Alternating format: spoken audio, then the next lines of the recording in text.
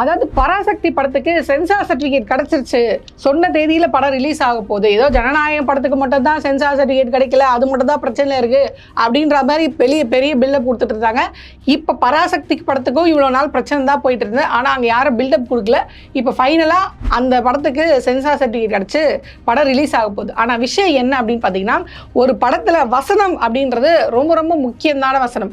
அதுவும் இந்த மாதிரி ஒரு இந்தி திணிப்புக்கு எதிரான ஒரு போராட்டத்தை மையமாக வச்சு ஒரு படம் வெளியாக போது நம்மளுடைய வரலாற்றை வந்து எடுத்து சொல்ல போகிறாங்க.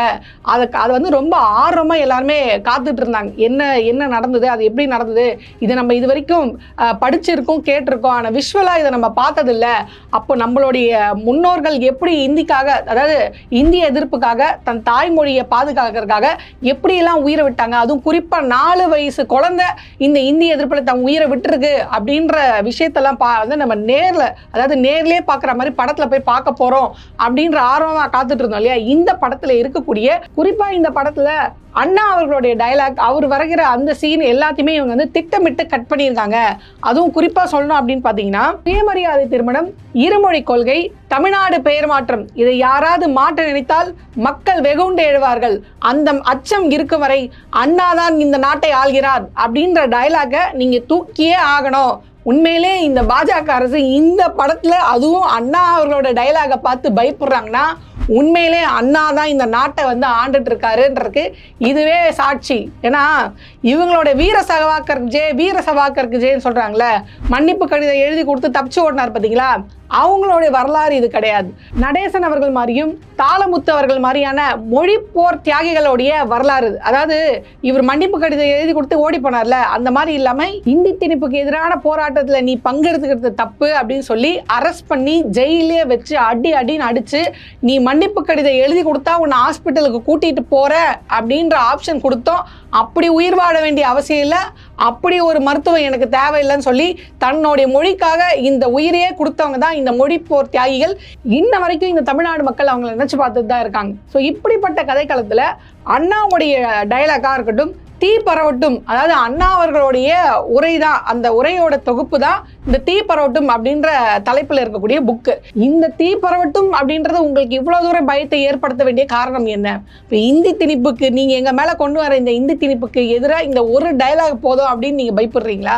இந்த தீ பரவட்டும்ன்றத நீதி பரவட்டும் மாற்ற வேண்டிய அவசியம் எங்கேருந்து வருது? அப்போ உங்களுக்கு இன்னும் அண்ணாவை பார்த்தும், இன்னும் இந்தி திணிப்புக்கு எதிரான போராட்டத்தை, இந்த தமிழக வரலாறை பார்த்தும் உங்களுக்கு இவ்வளோ தூரம் ஏன் பயம் இருக்குது? அப்படி என்ன சம்பவத்தை இந்த பராசக்தின்ற படம் பேசுது?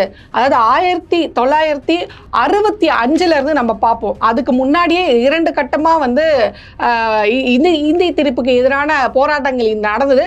ஆனால் இருந்தாலும் ஒரு ஷார்ட்டாக, அதாவது பராசக்தி படத்தில் எது பேசியிருக்காங்க அப்படின்றது மட்டும் நம்ம பார்ப்போம்.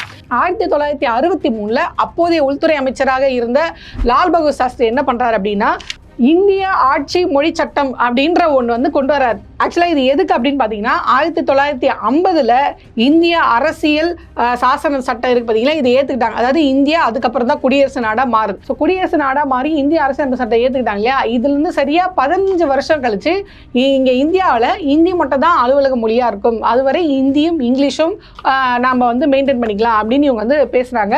குறிப்பாக அப்போதைய பிரதமர் நேரு என்ன சொல்கிறாருன்னா, இந்தி பேசாத மாநிலத்தின் விருப்பமே இல்லாமல் ஆங்கிலத்தை ஆட்சியில் இருந்து நீக்க மாட்டோம் அப்படின்னு அவருடைய வாக்குறுதியை மீறி இவங்க என்ன பண்றாங்கன்னா, 1965 ஜனவரி 26 இனிமே, அதாவது மத்திய அரசு மாநில அரசுக்கும் தொடர்பு மொழியா இருக்கு பாத்தீங்களா, அதுல இங்கிலீஷ் இருக்காது, இந்தி மட்டும்தான்.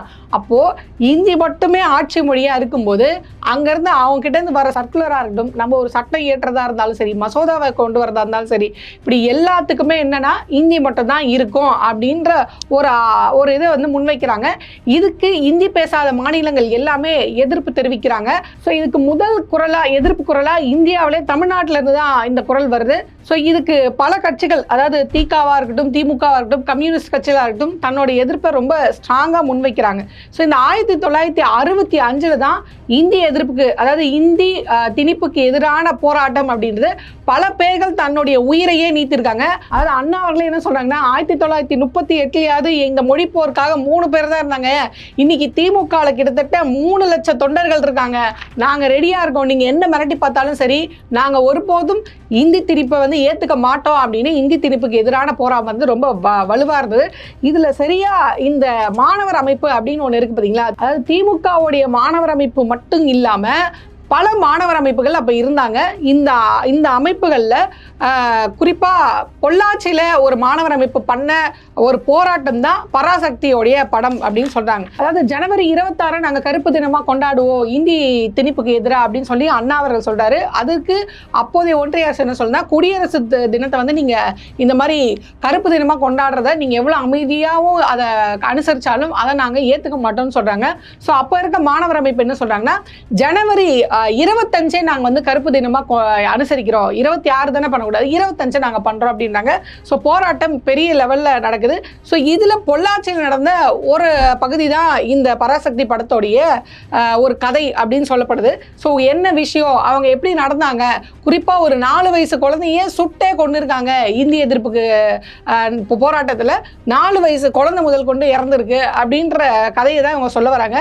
February 15 அதாவது பொள்ளாச்சியில் ஒரு போஸ்ட் ஆஃபீஸ்க்கு எதிராக இளைஞர்களும் பொதுமக்களும் ஒன்று சேர்றாங்க. இதில் ஒரே ஒரு இளைஞர் மட்டும் என்ன பண்ணுறாருன்னா, முன் சென்று அந்த போஸ்ட் ஆஃபீஸில் இருக்கக்கூடிய அந்த இந்தி அப்படின்ற எழுத்தை வந்து அழிக்க பார்க்குறாங்க. இந்த சீனை கூட நீங்கள் கட் பண்ணி ஆகணும் அப்படின்ற தணிக்கை குழு வந்து சொல்லியிருக்கு, கட் பண்ணி இருக்காங்க. ஸோ இந்திக்கு எதிராக உங்களுக்கு போராட்டம் நடத்தாலும் பிடிக்காது, படம் எடுத்தாலும் பிடிக்காது, அந்த அளவுக்கு இந்த வரலாறு இருக்குது, அந்த அளவுக்கு உங்களுக்கு பயம் இருக்குன்றது இல்லைன்னு தெரியுது. ஸோ இப்படி அவர் அழிக்க போகும்போது அங்கேருந்து காவல்துறை என்ன சொல்கிறாங்கன்னா, தம்பி நீங்கள் கீழே இறங்கிடுங்க, இல்லைன்னா உங்களை வந்து சுட வேண்டிய கட்டாயத்துக்கு நாங்கள் இது பண்ணுறோம் நீங்கள் அப்படின்ற எச்சரிக்கிறாங்க. அவங்க எச்சரிக்கையும் மீறி அவர் கீழே இறங்காமல் போய் அந்த இந்தியில் இருக்கக்கூடிய எழுத்தை வந்து அவர் அழிக்க போகும்போது இவங்க வந்து சுட்டுறாங்க. அப்படி சுடும்போது அந்த நபர் அந்த இடத்துல உயிரை விட்டுறாரு, அதாவது இறந்து போகிறாரு. இதுக்கப்புறம் அந்த இறப்பை நேரில் பார்த்ததுனால எல்லா மக்களும் ரொம்ப வெகுண்டு எழுந்து போராட்டம் பெருசாக வெடிக்குது. எல்லாரும் அங்கங்கே பிரிஞ்சு போய் சின்ன சின்ன குழுவாக இருந்து போராட்டத்தை பெரிய லெவலில் எடுக்கிறாங்க. காவல்துறையால் இதை கட்டுப்பாடு கொண்டு வர முடியல. உடனே அவங்க கோயம்புத்தூருக்கு ஃபோன் அடிக்கிறாங்க, எங்களால் இந்த சூழ்நிலையை கட்டுப்பாடு கொண்டு வர முடியல, நீங்கள் உடனே இராணுவத்தை இங்கே அனுப்புங்க அப்படின்னு சொல்கிறாங்க. ஸோ உடனே கிட்டத்தட்ட 6 லாரி ஆர்மி வந்து பொள்ளாச்சிக்கு வந்து இறங்குறாங்க, பகல்லே வந்து இறங்கிடுறாங்க. ஸோ அந்த சமயம் வந்து என்ன ஆகுதுன்னா, இன்னொரு போஸ்ட் ஆஃபீஸில் இதே மாதிரி இந்திக்கு எதிரான போராட்டம் இருக்குது பார்த்தீங்களா, அது இன்னொரு போஸ்ட் ஆஃபீஸில் அங்கே வந்து நடந்துகிட்ருக்கு.